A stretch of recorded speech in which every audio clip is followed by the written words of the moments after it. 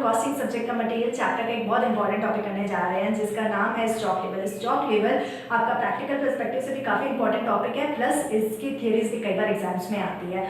Stock level आखिर क्या है? स्टॉक लेवल एक ऐसा टेक्निक, ऐसी मेथोडोलॉजी, एक ऐसा टूल्स है जिसके थ्रू से हम इन्वेंट्री को कंट्रोल करते हैं।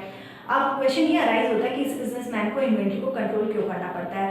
अगर बिजनेसमैन इन्वेंट्री को कंट्रोल नहीं करेगा तो उसको अननेसेसरी एडिशनल कॉस्ट बेयर करने पड़ जाते हैं। अगर वो हाईएस्ट लेवल से ऊपर भी चले जाता है, माने उसकी मैक्सिमम कैपेसिटी से ऊपर जाता है, तभी भी एडिशनल कॉस्ट उसको इनकर करना पड़ता है।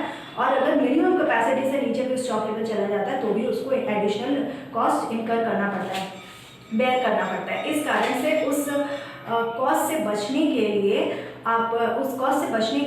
हर एक बिजनेसमैन क्या करता है? इन्वेंट्री को कंट्रोल करना चाहता है और उसके लिए वो स्टॉक लेवल की हेल्प लेता है। स्टॉक लेवल्स में जैसे आपको स्टॉक लेवल डिसाइड करने से पहले आपको किसी भी बिजनेसमैन को कुछ फैक्टर्स को कंसीडर करना पड़ता है। वो फैक्टर्स क्या हैं? जैसे कि देखिए, हर बिजनेस की रिक्वायरमेंट अलग होती है, बिजनेस इज नेवर सेम, तो बिजनेस टू बिजनेस डिफर करता है कि बिजनेस की क्या रिक्वायरमेंट है, बिजनेस का नेचर क्या है, बिजनेस का साइज क्या है, और जो स्टॉक आ रहा है वो इन्वेंट्री किस तरह के, उसका नेचर क्या है। तो वो सारे फैक्टर्स को डिसाइड करने के बाद कोई भी बिजनेसमैन डिसाइड करता है कि उसका मैक्सिमम लेवल क्या होगा, मैक्सिमम स्टॉक लेवल क्या होगा, मिनिमम स्टॉक लेवल क्या होगा, उसको फिर से कब ऑर्डर देना है, ये सारी चीज़ें वो तब डिसाइड करता है। अब एक एग्जाम्पल के थ्रू से इसको समझते हैं। जैसे मान लो किसी बिजनेसमैन ने डिसाइड किया कि उसका मैक्सिमम जो स्टॉक लेवल है वो 3000 यूनिट है। अगर वो इन्वेंट्री कंट्रोल कर रहा है तो उसको पता है कि उसका 3000 यूनिट है, उसके बाद वो ऑर्डर नहीं देगा। लेकिन अगर वो मेंटेन नहीं कर रहा है, इन्वेंट्री को कंट्रोल नहीं कर रहा है, तो क्या होगा? हो सकता है वो ऑर्डर दे दे 3000 की जगह 4000 का ऑर्डर दे दे। अब क्या होगा? जो एडिशनल 1000 यूनिट आई आपकी, उसको मेंटेन करने के, उसको होल्ड करने के लिए उसको क्या करना पड़ेगा? एडिशनल कोई स्पेस लेना पड़ेगा, यानी कि उसको वेयर हाउस लेना पड़ेगा, या तो उसको रेंट पे लेगा या उसको परचेज करेगा, तो उसको एडिशनल कॉस्ट इनकर करना पड़ेगा। Same situation minimum stock level में आएगी। मिनिमम स्टॉक लेवल क्या बताता है कि मिनिमम माने इतना स्टॉक तो किसी भी बिजनेसमैन को होल्ड करके ही रखना है। अब अगर वो इन्वेंट्री कंट्रोल नहीं कर रहा तो क्या होगा? हो सकता है उसका मिनिमम कैपेसिटी, जैसे मान लो मिनिमम स्टॉक लेवल कैपेसिटी है उसकी 500 यूनिट की, वो उससे भी नीचे अगर चला जाता है तो उस केस में उसको तो भी प्रॉब्लम आएगी। उसको किस तरह की प्रॉब्लम आ सकती है? एक तो उसको रेपुटेशन उसकी डाउन हो सकती है बिजनेस की। हो सकता है कि उसके कस्टमर ने जो उसको ऑर्डर दिया, स्टॉक आउट होने के कारण वो उस इन्वेंट्री स्टॉक आउट होने के कारण वो उस गुड्स को प्रोड्यूस ही नहीं कर पा रहा है, तो उस कारण से वो अपनी कमिटमेंट को फुलफिल नहीं कर पा रहा। और बिजनेस में जब एक बिजनेसमैन कमिटमेंट को फुलफिल नहीं कर पाता तो उसकी रेपुटेशन डाउन हो जाती है, उसकी बिजनेस की रेपुटेशन डाउन हो जाती है। और बिजनेस की रेपुटेशन डाउन होने का मतलब सीधा सीधा आपके फाइनेंशियल्स पे इम्पैक्ट पड़ता है उसका। ठीक है, एक तो वो लॉस हो गया।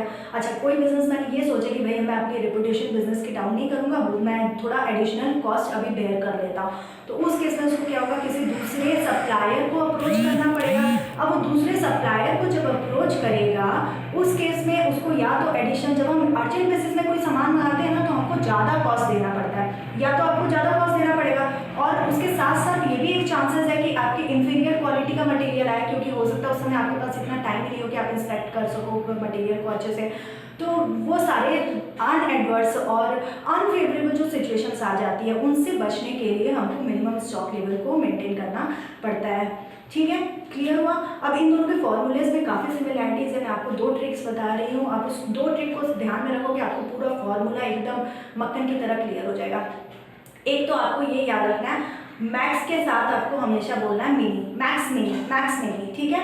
और आपको मिनी के साथ बोलना है मिनी एव, यानी मैक्सिमम वाले जो फॉर्मूला होगा हमारा उसमें हम मैक्स मिनी का यूज़ करेंगे, और मिनिमम में स्टॉक लेवल वाले में हम मिनी एव का यूज़ करेंगे। ठीक है, दूसरी चीज़ ये है कि हमारा एक कॉमन रहेगा रीऑर्डर लेवल, दोनों में ही फॉर्मूले में हमारा कॉमन रहता है। अब मैक्सिमम वाला फॉर्मूला जो है आपका, मैक्सिमम वाला, तो मैक्सिमम वर्ड से ये है कि थोड़ा बड़ा होता है, तो फॉर्मूला भी हमारा मैक्सिमम वाला थोड़ा बड़ा है। उसमें सिर्फ हम एक चीज़ ऐड करेंगे, ऐड रीऑर्डर क्वांटिटी। ठीक है, एक रीऑर्डर क्वांटिटी हमको बस एडिशनल में लिखना है।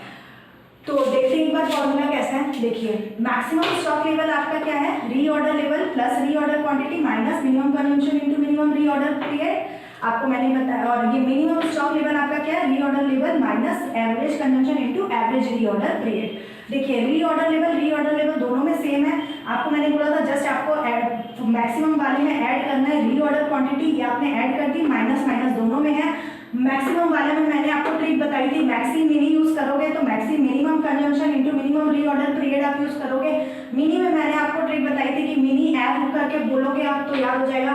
तो देखिए मिनिमम स्टॉक लेवल में आपका रीऑर्डर लेवल माइनस फिर average consumption into average reorder period आपका आ गया, ठीक है।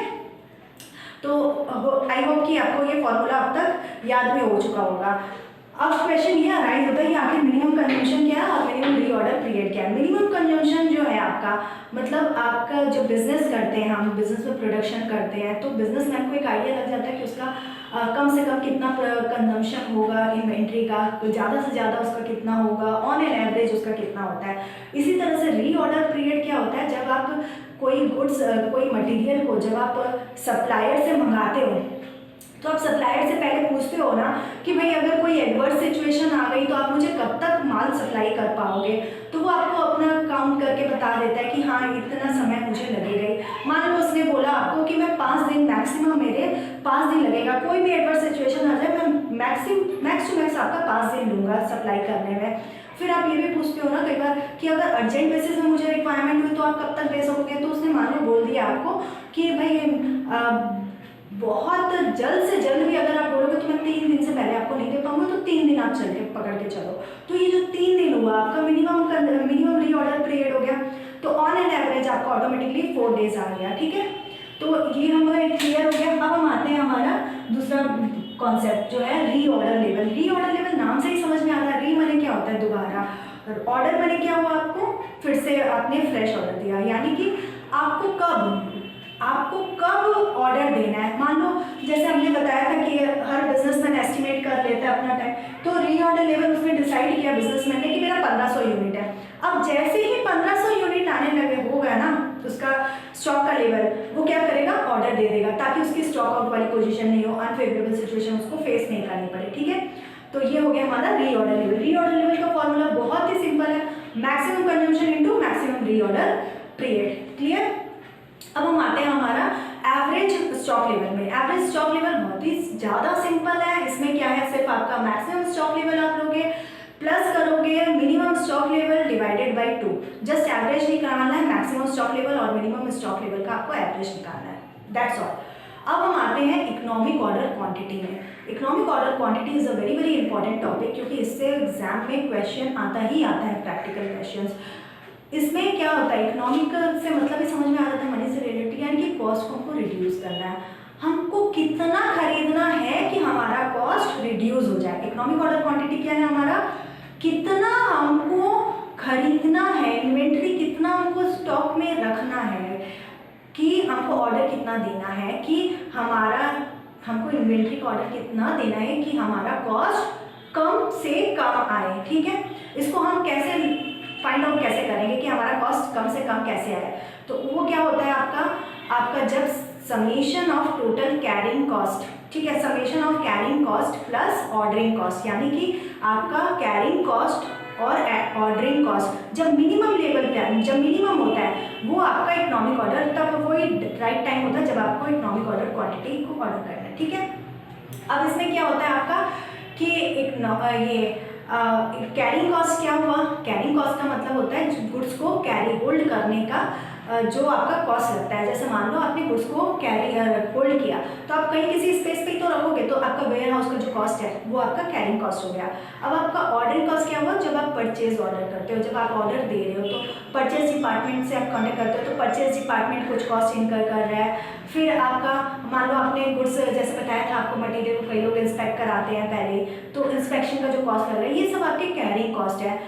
कैरिंग कॉस्ट और ऑर्डरिंग कॉस्ट का क्या है, आपस में इनवर्स रिलेशन है, यानी आपका अगर कैरिंग कॉस्ट कम होता है तो ऑर्डरिंग कॉस्ट ऑटोमेटिकली आपका ज़्यादा होता है, और आपका ऑर्डरिंग कॉस्ट अगर ज़्यादा होता है तो ऑटोमेटिकली क्या हो जाएगा, कैरिंग कॉस्ट आपका कम होगा। दोनों में आपस में इनवर्स रिलेशन है।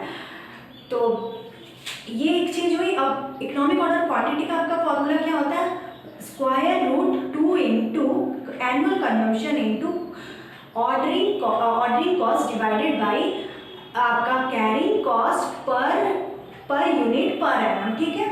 फिर से एक बार देखते हैं, square root 2 into annual consumption into ordering cost divided by carrying cost per unit per annum, ठीक है।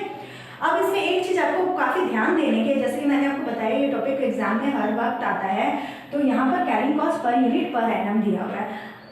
ये चीज़ आपको ध्यान रखने की, कैरिंग कॉस्ट लेते समय आपको ये याद रखना है समझ में कि पर यूनिट पर एनम आपको लेना है, ठीक है। ये क्लियर हो गया। अब हम एक बार फिर से रैप अप कर लेते हैं सारी चीज़ों को, क्या क्या आपने किया। हमने स्टॉक लेवल किया, स्टॉक लेवल मनी एक ऐसा प्रोसीजर, एक ऐसी टेक्निक है जिसके के थ्रू हम इन्वेंटरी को कंट्रोल करते हैं।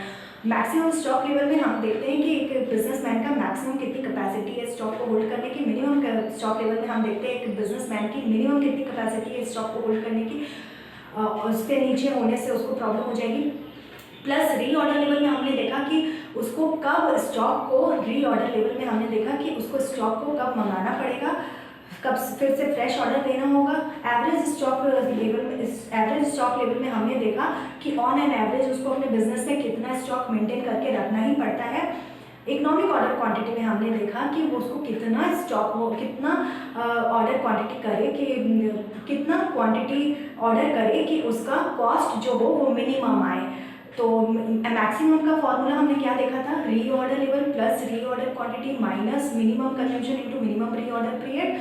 और मिनिमम स्टॉक लेवल में हमने फॉर्मूला देखा था reorder level minus average consumption into average stock period, average reorder period. अच्छा, उसके बाद हमने फॉर्मूला देखा था रीऑर्डर लेवल का, उसमें हमने देखा था maximum consumption into maximum reorder level, reorder period. और एवरेज स्टॉक लेवल में हमने देखा था maximum stock level plus minimum stock level divided by 2। और इकोनॉमिक ऑर्डर क्वांटिटी में हमने देखा था square root 2 into annual consumption into ordering cost divided by आपका carrying cost per unit per annum. तो that's all from my end, thank you so much.